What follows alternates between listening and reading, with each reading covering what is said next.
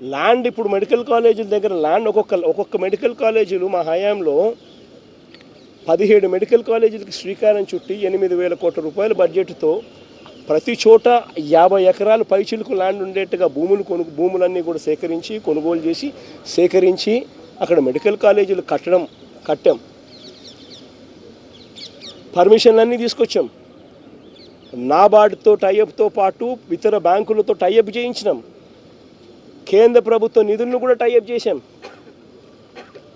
8,000 కోట్లకు గాను 3,000 కోట్ల రూపాయలు ఖర్చు చేసి 7 కాలేజీలు పూర్తి చేసినాం. 17 మెడికల్ కాలేజీల్లో 3,000 కోట్ల రూపాయలు ఖర్చు చేసి మా ప్రభుత్వ హయాంలో 7 మెడికల్ కాలేజీలు పూర్తి కూడా చేశాం. ఆ పూర్తి చేసిన మెడికల్ కాలేజీ ఇప్పుడు రన్నింగ్లో ఉన్నాయి. దాని ద్వారా 800 మెడికల్ సీట్లు కూడా ఇప్పుడు మన పిల్లలకు అందుబాటులోకి వచ్చినాయి గవర్నమెంట్ రంగంలో కొత్తవి. మిగిలిన 10 కాలేజీలు పూర్తి చేయడానికి వివిధ దశల్లో ఉన్నాయి. అవి పూర్తి చేయడానికి సంవత్సరానికి 1,000 కోట్లు కావాలా. 5 ఏళ్లకు 5,000 కోట్లు. రాష్ట్ర బడ్జెట్ 2.5 లక్ష కోట్లు పైచిలికి. 2.5 లక్ష కోట్లు పైచిలకు రాష్ట్ర బడ్జెట్ ఉన్న రాష్ట్రంలో 1,000 కోట్ల రూపాయలు ప్రతి సంవత్సరం పెట్టలేరా అని అడుగుతా ఉన్నా. పోనీ పెట్టద్దండి, పెట్టాకండి, వదిలేయండి. మేము వచ్చినాక మేము చూసుకుంటాం కదా, మేము వచ్చినాక మేము కడతాం కదా నీ చేత కాకపోతే. అంతేగాని ఈ మాదిరిగా నువ్వు స్కాములు చేసి అమ్మడం ఏంది? ఇది చంద్రబాబు నాయుడు గారికి గట్టిగా తగిలేట్టుగా గవర్నర్ గారికి దృష్టికి కూడా తీసుకొని పోయేట్టుగా చెప్పినాం. మీకు చేయడం ఇష్టం లేకపోతే, మీకు డబ్బులు ఖర్చు పెట్టడం ఇష్టం లేకపోతే వదిలేయండి. మేము వచ్చిన తర్వాత మేము ఖర్చు చేస్తాం, మేము పూర్తి చేస్తాం. మా క్రెడిట్ వస్తుందేమో అని చెప్పి నువ్వు ఆత్రపడి క్రెడిట్ రాకూడదు అని చెప్పి పేదలకు నష్టం చేస్తూ ఒకవైపున కాలేజీలన్నీ కూడా కట్టకుండా వదిలేసి రెండో వైపున కాలేజీలన్నీ స్కాములు చేస్తూ అమ్మేస్తూ ఉన్నాం.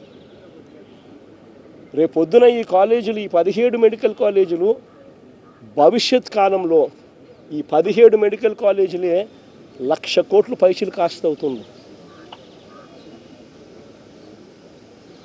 కొన్ని కోట్ల మందికి ఉచిత వైద్యం ఇస్తూ వెలకట్టలేని సేవలు అందిస్తూ కొన్ని కోట్ల జీవితాలలో ఇవి వెలుగులు నింపుతాయి ఈ మెడికల్ కాలేజీలు. మీ ద్వారా రాష్ట్ర ప్రజలకు అందరికీ కూడా ఈ విషయాలన్నీ కూడా తెలియజేస్తూ ఈ పోరాటం ఇంతటితో ఆగదు. గవర్నర్ గారికి సంతకాలు చూపించడం జరిగింది. ఈ సంతకాలు చూపించిన ఈ కార్యక్రమం ఇంతటితో ఆగిపోదు. ఇక్కడ నుంచి ఈ సంతకాలు కోర్టు గడప దాకా వెళ్తాయి. కోర్టులో రేపు అఫిడవిట్ కూడా ఫైల్ అవుతుంది. కోర్టు సంతకాలు అందుబాటులో ఉన్నాయి. మీరు ఎప్పుడు చెప్తే అప్పుడు ఆ సంతకాలన్నీ కూడా మీ కోర్టు ముందుకు వచ్చి పెరేడ్ అవుతాయి అని కూడా చెబుతూ కోర్టులో కూడా ఈ కోర్టు సంతకాలు మీద కోర్టు ద్వారాలు కూడా రేపు లాక్ చేసిన తర్వాత ప్రతి ప్రయత్నము జరుగుతుంది చంద్రబాబు నాయుడు గారిని ఈ విషయంలో అడ్డుకునేదానికి. మిమ్మల్ని మీ ద్వారా ప్రజలందరినీ కూడా కోరుకునేది ఏమిటంటే, ఇంత చేసినా చంద్రబాబు నాయుడు గారి చర్మం మందం కాబట్టి చంద్రబాబు నాయుడు అనే వ్యక్తి మారకపోవచ్చు. కాబట్టి మీరంతా కూడా ఇంకా కలిసి రావాలి. ఈ జరుగుతూ ఉన్న ఈ అన్యాయాలను మనం అంతా కలిసికట్టుగా అడ్డుకోవాలి.